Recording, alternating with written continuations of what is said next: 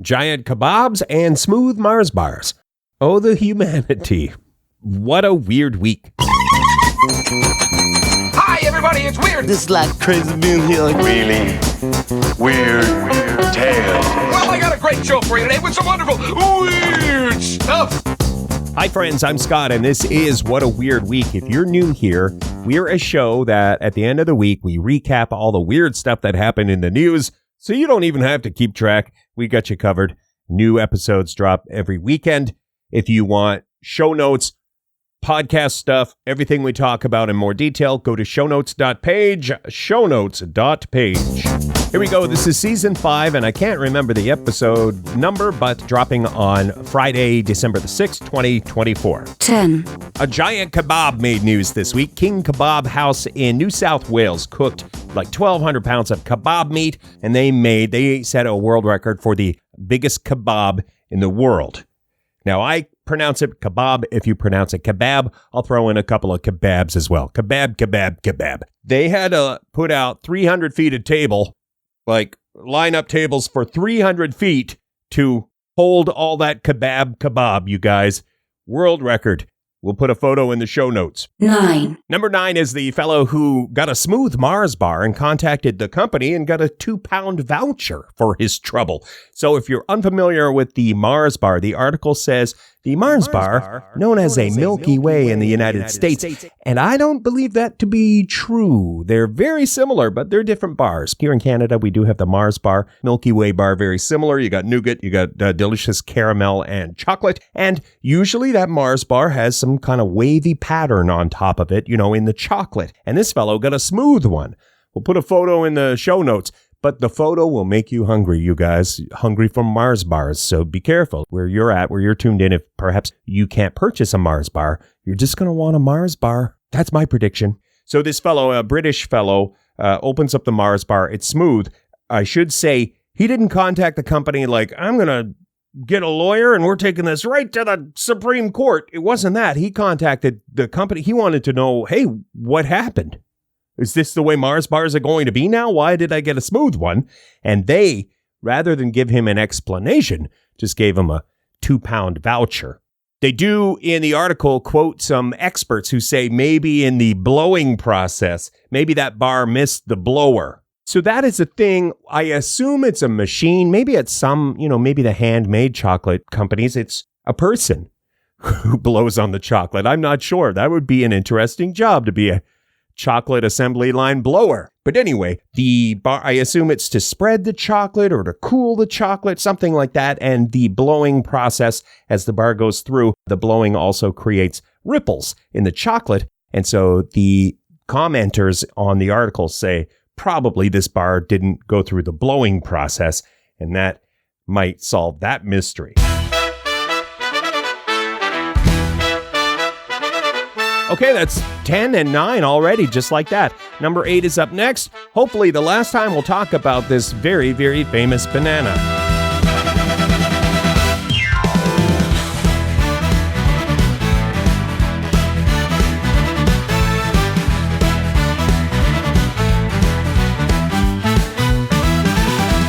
This is What a Weird Week, a show about the weird news of the week.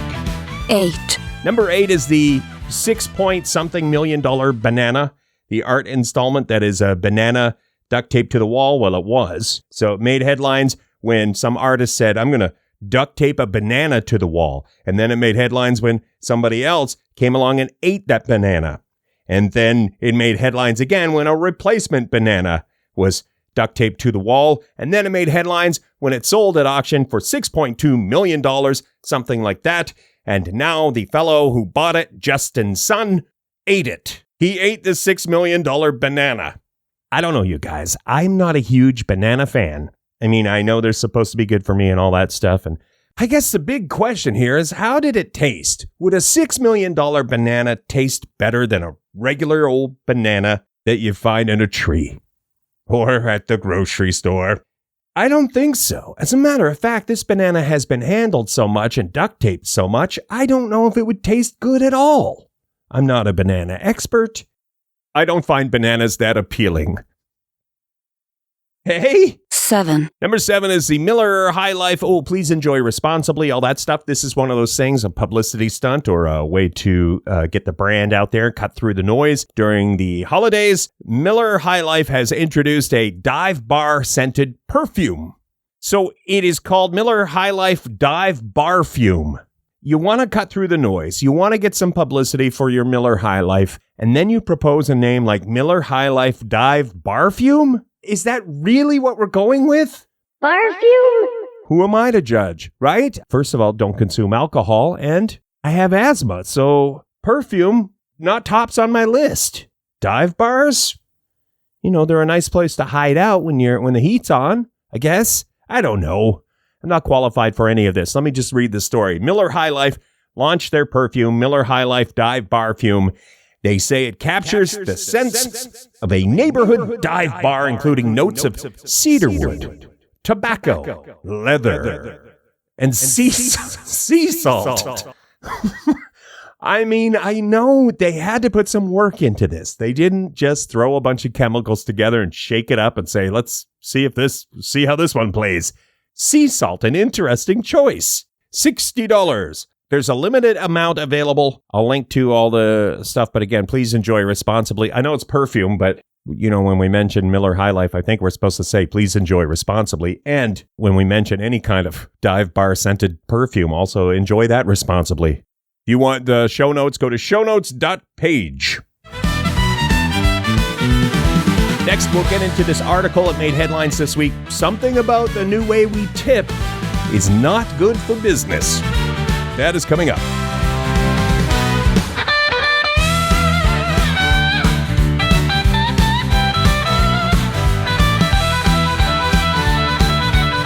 This is What a Weird Week, a show about the weird news of the week.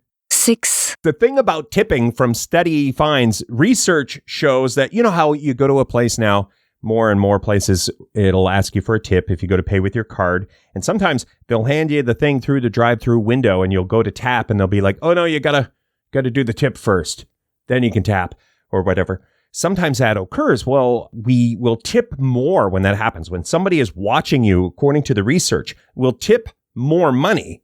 It's called guilt tipping. When you feel like you're being watched, you're going to tip more. But then also, the other side of that is we are less likely to go back to that place and we are less likely to recommend it to others. There's more on that research, and that we link to the whole article if you want to click the show notes or go shownotes.page. But that's kind of the big takeaway for me is the will tip more. We do not like to tip more, and we may not go back to the place. 5. I do not understand art, and sometimes it frightens me. A blank white canvas valued at over $1.5 million will be auctioned off in Germany. A work by Robert Ryman. It's from 1970, so, you know, it's got some age to it, but it is a blank white canvas. The artist passed away a few years ago, and other works, similar works, have sold for millions of dollars. I don't think I said art, you know, I don't understand it, and sometimes it scares me. I don't think I'd be frightened of the white canvas. I'm talking about, you know, when sad clowns are the subject in the painting. You know, sometimes I find those to be frightening. The thing in the article says the viewer is challenged to become the creator of the art. So when you stare at this blank canvas, you're supposed to, I guess, fill that in with your mind. I mean, people pay millions of dollars for this, so I'm no art critic and all that. I'm not going to weigh in. I don't have $1.5 million to spend on a blank canvas, but I do have $9. And where I live, I can go to a store and get a blank canvas for around $9, so I could kind of make my own replica. Maybe we should do a break right here. Some music right here, and then we're back with more weird.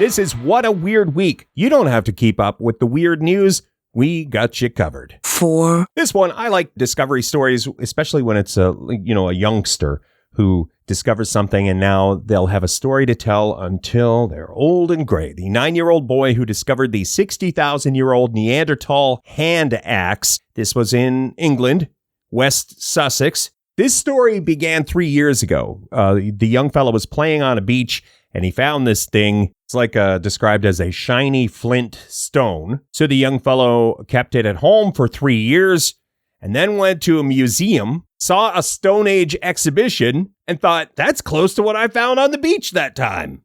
And now it has been confirmed. It made headlines. Experts at the museum say it is a Neanderthal artifact dating to the late middle paleo, whatever, one of those eras, I'll link to the details of it. But young fellow finds old thing. That's the story.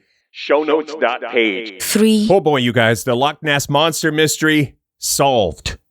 Maybe. Not sure if you're a true believer. Perhaps you are not, and this might make you happy then if you're not a true believer. So the Loch Ness Monster, we all know, is some sort of weird creature that was photographed, or was it? Some weird things have been photographed in Loch Ness, and some weird photographs have been faked. But now a fellow, an expert, says, I think I've got an idea. Now I'm paraphrasing. I think I know what it could be. Standing waves. So this has to do with wave, if you're a wave scientist, frequency, amplitude, whatever. But essentially, it's when a couple of boats cause a wake and the frequencies line up and it makes the waves look humpy. Those are standing waves. And they didn't, in the article, they don't say it makes the waves look humpy. But it does. It makes the waves look humpy. That is what is happening, the phenomenon, the standing waves. And now this fellow thinks he got some footage of standing waves, and he was like, holy moly, that kind of looks like some sort of Loch Ness Monster situation. Again, that's me paraphrasing, and that could be it, you guys. It could be solved. It might just be this weird wave phenomenon, standing waves, or let's say it one more time, humpy waves. Up next is a cure for global warming, maybe, or certainly something to make the air fresher around cattle.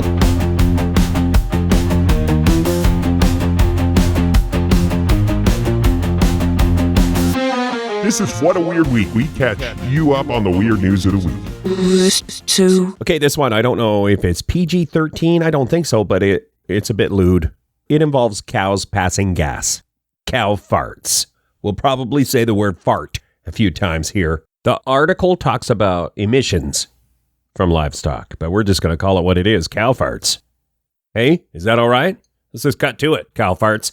And so feeding livestock seaweed may reduce the cow fart situation and save us all, you guys. This could help climate change. This could help air pollution or whatever. Raising cattle does cause methane emissions. And now University of California did a study.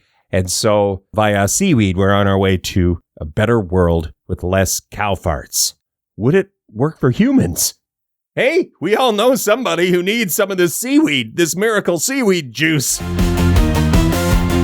We are on our way to the number one story of the week next.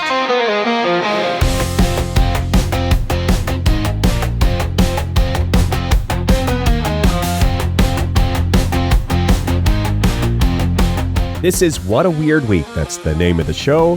It also may describe the last 7 days. And we are a program about weird news. Honorable mention. Just before our number one story, a few honorable mentions that we will link to in the show notes. One headline from the New York Post is, I'm living underwater for months to break a record. I think I'm still married. This is a fellow in Germany trying to break the Guinness World Record for the most time spent underwater in a fixed habitat. And, we'll link to it. He thinks he's still married. Not to a mermaid, to a human on dry land. Honorable mention 2. The other one, I don't know how much I can mention of this, but it is weird. And I'll put the link in the show notes. PG-13, though, it's about a lady who is making headlines. She got a surgery I didn't know you could get that restores your, let's say you have loved before and you want it to seem as though you've never loved before. There's a surgery you can get for that, and it costs $19,000 American. This article is about that lady. There, I think I said it without saying it. Hooray! 1. Number 1 is a story that doesn't hatch every day, I'll tell you that much. This is the oldest known bird in the world living in the wild. An albatross that's 74 years old in Hawaii has laid an egg. Albatrosses, I didn't know any of this stuff. It's all in the article. Albatrosses mate for life. One spouse. They also lay 1 egg per year. Now, this albatross, her name is Wisdom. They've been tracking for a number of years, and they thought there would be no more eggs for Wisdom. As I mentioned, albatrosses, 1 spouse, they mate for life. Mr. Wisdom hasn't been seen for a number of years, and now Mrs. Wisdom has found a new beau, it would seem, has remarried. So I guess congratulations, Wisdom. 1956 was when Wisdom got banded, and they began researching and tracking Wisdom the albatross. So that was the year Blueberry Hill by Fats Domino was a big one. I like to imagine a world where the scientists are grooving to Blueberry Hill by Fats Domino while they're putting a band on Wisdom the albatross, never knowing that in the year 2024, when Taylor Swift is on everybody's Spotify Wrapped, that same albatross would lay another egg. What a weird world. What a weird week. Okay, that's it. If you want to get our show notes, go shownotes.page. All the podcast stuff is there as well, and our social media. And if you want to get in touch somehow, even a link to leave a review if you want to do that. Appreciate the stars, the diamonds, the plus signs, whatever for reviews. And thank you to Funhouse Radio, where you can tune in, enjoy their programming. Every weekend, we are part of that programming. Funhouse Radio online, or ask your smart speaker to play Funhouse Radio. We'll catch you next weekend with more weird stuff on What a Weird Week.